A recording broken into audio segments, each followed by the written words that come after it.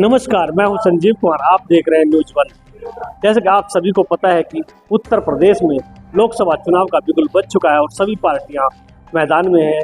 मुजफ्फरनगर से लोकसभा क्षेत्र में आज रोहिणी हरजीपुर पहुंचे हैं, जहां से लोगों के साथ चर्चा करते हैं कि मुजफ्फरनगर लोकसभा अब की बार किसके सर बंधेगा ताज। मुजफ्फरनगर भाजपा प्रत्याशी संजीव बालन जो कि तीसरी बार चुनाव में है, बसपा से दारा सिंह जो कि चुनावी मैदान में है, सपा से हरिंदर मलिक और राजपा पार्टी से नंद किशोर पुंडीर की पत्नी कविता पुंडीर मैदान में है। इसी कड़ी में हम आज रोहिणी हरजीपुर ग्रामीणों के बीच पहुंचे हैं और ग्रामीण मेरे साथ हैं कि अब की बार मुजफ्फरनगर लोकसभा में किसके सर बंधेगा ताज। मेरे साथ यहाँ बुजुर्ग है, युवा है और इनसे जानेंगे कि अब की बार मुजफ्फरनगर लोकसभा में किसके सर बंधेगा ताज। ताऊ जी, आपका नाम?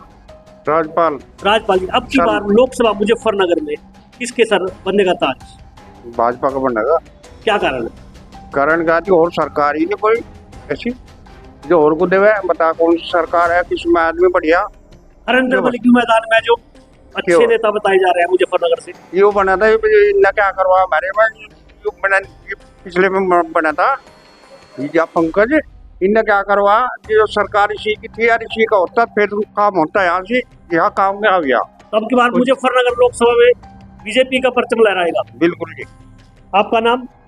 आनंद शर्मा। आनंद शर्मा जी, अब की बार मुजफ्फरनगर लोकसभा में किसके सर बंधेगा ताज? यही है बीजेपी। ये क्या कारण है? कारण यही पता नहीं ना भाई। राजपूतों में इतना विरोध देखा जा रहा है कि बहुत विरोध है राजपूतों में। राजपूत तो दिखाए लोग का क्या फायदा हो जाएगा उससे, दिखाए थे बताओ। राजपूत लगातार कह रहे हैं कि वोट नहीं करने का।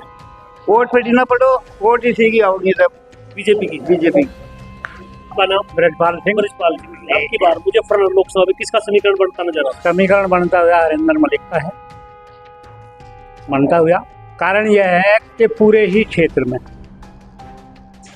कोई विकास का कार्य यहाँ नहीं हुआ और हमें विकास से भी कोई संबंध नहीं है। विकास हो या ना हो, लेकिन विकास हमारा अपने आप ऑटोमेटिक होता चला जाएगा। अगर हमारे बच्चे कहीं नौकरी पे जाएंगे, 10 साल इस सरकार को आए हुए, एक बच्चे की कहीं नौकरी लगी हो, किसी महंगाई पे कहीं कोई कंट्रोल हुआ हो जरा सा भी।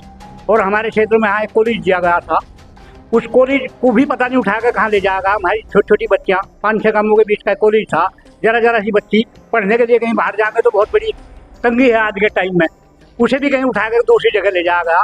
और बाद में ये कहा गया कि जहाँ वो आपका विधायक चला गया वहीं आपका कॉलेज चला गया। अब विधायक को मिलने में कहीं ऊपर जाने, ये बात रोज की है या नहीं है? संजीव बालन कह रहे हैं कि मुजफ्फरनगर में बहुत विकास किया। नहीं तो कौन सा विकास करा संजीव बालन? हमें किसी विकास के बारे में यहाँ दिखा गया तो बताओ कि भाई ये विकास हुआ।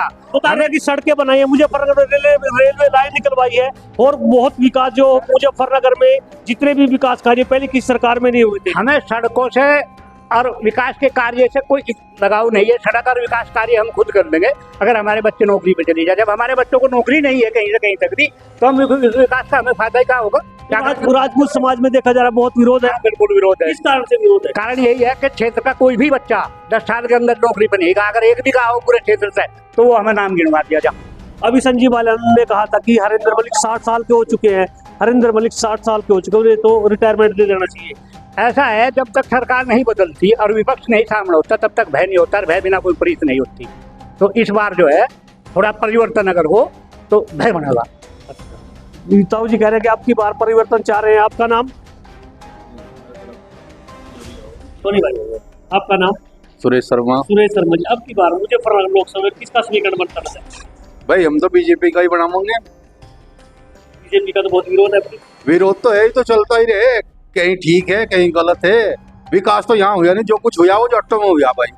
विरोध तो ये है यहाँ से ज्यादा। तो अभी संजीव बालन की गाड़ियों काफिले पे पत्थर बरसाए गए, वो तो बरसाया, जट्टों में ही बरसाया और कहीं यहाँ राजपूतों में बरसाया। जबकि वाजपेयी का तो गाँव पड़ता है हरप्रीतपुर में जी, वो भी जट्टों का एरिया है। नहीं, वहाँ वो ठाकुर समाज के बताया जा रहा है, ठाकुर समाज के युवाओं ने बरसाया। भाई ठाकुरों का कुछ कार्य करे नहीं उनने। जहाँ ये नुकन हुई है कॉलेज आधार हरजीपुर में, वो भी नुना तो नहीं बतावे यहाँ से आ रहा नहीं आ रहा। दूसरी बात वो थी मिलिट्री का, वो आप यहाँ कैंप वो भी भगा दिया। अब की बार इतना विरोध क्यों है? यही तो विरोध है भाई। विपक्ष तो जरूर चाह अब की बार परिवर्तन चाहते हो? हाँ, परिवर्तन चाहेंगे भी। आपका नाम? मैं रहता ही नहीं है अब की बार मुजफ्फरनगर में कैसे समीकरण बढ़ते नजर आ रहे हैं? भाई। ज़्यादा तो मुझे पता नहीं, इतना मैं 10-15 दिन से आया हुआ हूँ, इतना पता है बीजेपी का ही बोलबाला है हर किसी के मुंह पे। भारतीय जनता पार्टी, भारतीय जनता पार्टी, योगी सरकार। मुजफ्फरनगर में लगातार राजपूत समाज विरोध कर रहा है। नहीं, उस चीज़ का मुझे नहीं पता फिर राजपूत के लिए क्या न्याय हुआ क्या न्याय हुआ मुझे पता नहीं, लेकिन मुझे इतना जरूर पता है बीजेपी का ही बोलबाला है। बीजेपी जब से मैं यहाँ आया हूँ 5-7-10 दिन हो गए हैं, तब से मैं हर किसी के मुंह से यही सुनता हूँ भाई बीजेपी आएगी, उसमें संजीव बालियान या और कोई नेता कोई हाथ नहीं, मोदी या योगी। अच्छा, ग्रामीणों का कहना है कि संजीव बालियान को कुछ ग्रामीण वोट नहीं करे, परंतु मोदी चेहरा योगी चेहरे पे अब की बार वोट कर रहे हैं। आपका नाम? अमित शर्मा। अमित शर्मा जी, अब की बार मुजफ्फरनगर लोकसभा में किसका समीकरण बढ़ता नजर आ रहा है? हरेंद्र मलिक। क्या कारण है? कारण यह है कि देखो, सरकार चेंज होनी चाहिए थोड़ी सी ना, बदलाव। संजीव बालियान कह रहे हैं कि बहुत बालियान तो आके ही नहीं बढ़ता गांव में इलेक्शन के बाद। एक बार इलेक्शन जीतता है उसके बाद गांव में आता ही नहीं, आए नहीं आज तक गाँव में। आता ही नहीं जी। इसका विरोध है। जैसा कि ग्रामीणों ने बताया कि अब की बार मुजफ्फरनगर में राजपूतों के द्वारा भी संजीव बालियान का विरोध नजर आ रहा है। मेरे साथ किसान यूनियन के बड़े नेता है विकास शर्मा, इनसे जानेंगे कि अब की बार मुजफ्फरनगर लोकसभा पे किसका समीकरण बनता नजर आ रहा है। विकास शर्मा जी, हमारे चैनल में स्वागत है आपका। अब की बार मुजफ्फरनगर लोकसभा में किसका समीकरण बनता है? भाई, एक वोट का तो ऐसा अधिकार है जो लेगा हो, उसका नाम ही वोट है। बताया जा रहा है कि बीजेपी सरकार ने, बीजेपी के जो बड़े नेता है मुजफ्फरनगर में सांसद संजीव बालियान है, उन्होंने जो विपक्ष के जिला पंचायत सदस्य थे उनके अधिकार भी सीज कर रखे। चलो, वो तो सारा मामला जो कुछ था सारा था, अभी क्या कह सके इस मामले में। बता तो चुनाव का मामला तो भाई जनता जनार्दन है।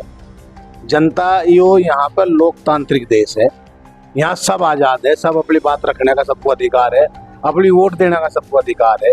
और भविष्य में क्या होगा तो भविष्य के गर्भ में है सारा मामला, उसी आधार पर सारा काम होगा।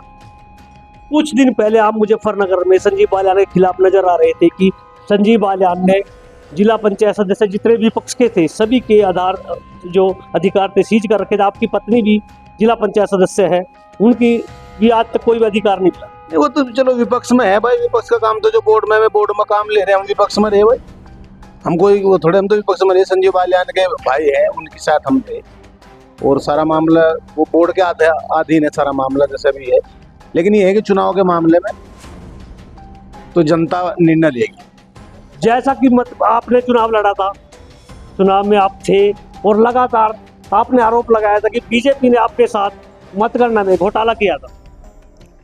भाई, वो तो सारा मामला, वो तो आप लोग वहाँ मौके पे थे भाई, हम थोड़ा थे। आप लोग तो वहाँ सब मौके पे थे, क्या हो रहा था क्या नहीं, वो सारी चीज है, सब चीज जनता के याद है। सारा मामला रहेगा, सब कुछ नहीं है, और सारे मामला ठीक ही रहेगा, सब कोई दिक्कत नहीं। बताया जा रहा है कि जैसे जैसे चुनाव नजदीक आ रहा है और चुनाव जैसे नजदीक आया कि अभी जो जिला पंचायत सदस्य अभी विपक्ष में खड़े थे उनके अभी अधिकार भी खोल दिए गए, उनके नाम से सड़कें बनवाई जा रही है ना। ऐसा तो नहीं है, रोहनी जो सड़क बन रही है वो जिला पंचायत सदस्य के नाम से ही बन रही है। नहीं, वो तो भाई कुछ तो काम दिया वीरपाल निर्वाल जी ने, जो हमारे जिला पंचायत अध्यक्ष है, उनके वहां तक काम आया। राकेश टिकैत जी ने कहा उन्हें, उनकी बदले उनका काम आ रहा, तो सारा मामला जो तो काम मिला, ऐसा कुछ नहीं भाई। आखिर हम जनता ने चुनकर भेजे, जनता के प्रतिनिधि है, क्षेत्र के प्रतिनिधि है, तो कार्य तो मिलेगा, विकास कार्य मिलने का सबका अधिकार है। लेकिन जो बोर्ड बनेगा, बोर्ड की क्या उनकी रणनीति वो उन्हें पता होगा, लेकिन हमें काम मिल रहा तो नहीं है, काम आए हमारे पास, अब भी चल रहे। रोहनी गाँव से हो, यहाँ से आप बहुत बड़े नेता भी हो किसान यूनियन के। देखा जा रहा है कि बीजेपी जो ठाकुर समाज नाराज है, क्यों नाराज है? भाई देखो, अपने अपने क्षेत्र का अपना सारा मामला हो। हमारे पे थोड़ा तो ये है कि हमारे पे पाबंदी है, हम संगठन के बड़े पदाधिकारी हैं, संगठन से जुड़े हुए हैं, और संगठन में किसी भी पार्टी की किसी भी प्रत्याशी के प्रचार प्रसार करने पर पाबंदी है। हम प्रचार प्रसार नहीं करवा रहे, आपसे ये बता रहे हैं कि मुजफ्फरनगर जो लोकसभा सीट है इस पे राजपूत समाज बीजेपी के खिलाफ खड़ा हुआ नजर आ रहा है। हाँ, फिलहाल अगर दिख रहे तो विरोध तो है। अगर यही विरोध रहा तो नुकसान मिलेगा बीजेपी को। जो विरोध अगर बरकरार थम गया तो बीजेपी को नुकसान मिलेगा, और विरोध को उन्होंने कम कर दिया तो हो सके कहीं ना कहीं प्लस पॉइंट मिले। लेकिन विरोध है ठाकुर समाज का, उधर त्यागी समाज भी खिलाफ जा रहे, उन्होंने भी बड़ा प्रत्याशी उतार रखा। और यहाँ पे ठाकुर समाज तभी मुझे लगा नंद किशोर की पत्नी चुनाव लड़ी। आज अभी थोड़ी देर पहले खबर थी कि नंद किशोर का भी टिकट बसपा ने गाजियाबाद सीट से किया है, क्योंकि पार्टियां बड़ा पार्टियों में होड़ मची हुई है। हर कोई बड़ा समीकरण बैठा रहा है कि उसे कहाँ से फायदा होगा। भाई बसपा ने वहाँ टिकट काट कर वहाँ पता लगा कि जनरल वीके सिंह चुनाव नहीं लड़ रहे, वहाँ क्षत्रिय महासभा ने वहाँ पर अल्टीमेट भी दिया है बीजेपी को कि अगर यहाँ प्रत्याशी आपने नहीं बदला तो हम कुछ ना कुछ निर्णय लेंगे। और उसका फायदा कहीं ना कहीं उठाने की तलाश में मायावती लग गई, उन्होंने वहाँ नंद किशोर पुंडीर का टिकट किया। नंद किशोर पुंडीर मुजफ्फरनगर पर लड़ रहे थे, उनकी पत्नी लड़ रही है। अब नंद किशोर पुंडीर वो गाजियाबाद से लड़ रहे हैं। क्या नंद किशोर पुंडीर को राजपूत समाज से अब की बार लाभ मिल पाएगा? नहीं, वहाँ तो है, वहाँ तो काफी वोट है। जिस तरह से वहाँ विरोध हो गया और भाई जनरल साहब का टिकट कट गया तो कुछ ना कुछ उन्हें प्रॉफिट मिलेगा, इस चीज का ऐसा नहीं प्रॉफिट मिलेगा। जैसा विकास शर्मा हमारे साथ थे, उन्होंने बताया कि अब की बार मुजफ्फरनगर लोकसभा में राजपूत समाज लगातार बीजेपी का विरोध करता नजर आ रहा है और भी कई समाज जो बीजेपी के विरोध में नजर आ रहे हैं। इसको लेकर लोकसभा चुनाव अब के मुजफ्फरनगर में त्रिकोणीय चुनाव नजर आ रहा है। सब किसानी है आज तो, पर इतने बड़े किसान है वो जाते वो वही सामने से दुनिया को कि भाई हम किसान नहीं है, हम नहीं खेती कर रहे, वही किसान है कि भैया बात को आने की है उनके। आप कह रहे थे बीजेपी के संजीव बालिया ने बहुत अच्छा काम किया। अच्छा तो किया, पर उनने एक स्कूल आता है यहाँ से, वो स्कूल भी ठा लेगा, मीट भी ठा लेगा, ईट आगे ईट भी ठा लेगा। ठीक भाई हाँ, हमें नो बता स्कूल की ईंट भी ठा लेगा अंदर, जो ईंट की रीति में भी जा ली। और फिर नो बता फिर बढ़िया क्या करा उन्होंने। रोडी हरकीपुर से जो संजीव बालिया ने काफी बड़ी वोटों की संख्या से पिछली बार जीते थे, हाँ आपकी बार विरोध क्यों है? ये विरोध वही तो है कि स्कूल आता है आज आग का, वो स्कूल को बिठा लेगा ये भाई। और नु बतावे जाति किसान है और किसान है ही नहीं, ये सारी दुनिया को वही था मेरा जाति जाट नो बता तो सर जाट कितने हैं भाई, वो सारे जो था मेरे। संजीव बालिया का एक बयान बहुत चर्चा में है, सोशल मीडिया पर आ रहा है कि उत्तर प्रदेश में जाट ही किसान। देखो बात ऐसी है, समाज है यहाँ, समाज हर समाज है, हर समाज बराबर है। ऐसे तरीके उलझूल बयान देने वाला आदमी तो जो हो गलत हो वो तो होना नहीं चाहिए। यहाँ आवेंगे तो उस बयान का इतना करोड़ लोगों के दिमाग में जरूर है, लगभग हर बिरादरी के ही, कि भाई वोट तो हम बिल्कुल नहीं देने के, जो आवे आएगा सम्मान है, उसमें कोई दिक्कत नहीं है ना। हम उनकी तरह करने के जैसा कि वो यहाँ भाई पथरा हो गया या डला बगा, यहाँ डला पथरा कोई नहीं होने का, जो भी चल का होगा वो मेहमान है, उसके लिए सम्मान है। लेकिन वोट के बारे में विरोध है। वोट नहीं कह रहा है कि उत्तर प्रदेश में जाट ही किसान है। नहीं, जाट किसान है तो जाट के बारे में वो किसान मानता रहो, लेकिन हम तो जो इस चीज को मानते किसान है। यहाँ तो हर बिरादरी किसान है।